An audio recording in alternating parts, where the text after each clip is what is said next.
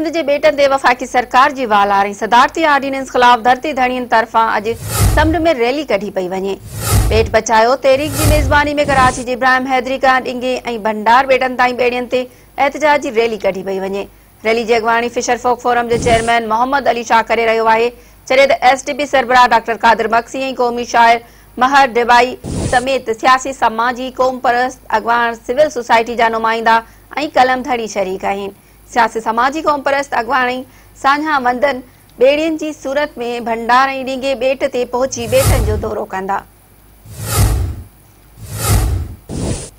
नाज़रीन, अहम ख़बर हिकु दफ़ो ॿीहर अव्हांखे ॿुधाए रहिया आहियूं त सिंध जे बेटनि ते वफ़ाकी सरकार जी वालार ऐं सदारती ऑर्डिनेंस खिलाफ धरती धणियुनि तरफ़ां अॼु समुंड में रैली कढी पई वञे।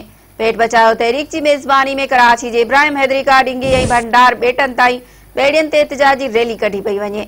रैली जी अॻवानी फिशर फोक फोरम चेयरमैन मोहम्मद अली शाह करे रहियो आहे, जॾहिं त एसटीपी सरबराह डॉक्टर कादिर बख्शी ऐं क़ौमी शाइर महर डेबाई समेत सियासी समाजी क़ौम परस्त अॻवान सिविल सोसाइटी जा नुमाइंदा ऐं कलम धड़ी शरीक आहिनि। सियासी समाजी क़ौम परस्त अॻवान ऐं साझा वंद ॿेड़ियुनि जी सूरत में भंडार ऐं डिंगे ॿेट ते पहुची ॿेटनि जो दौरो कंदा।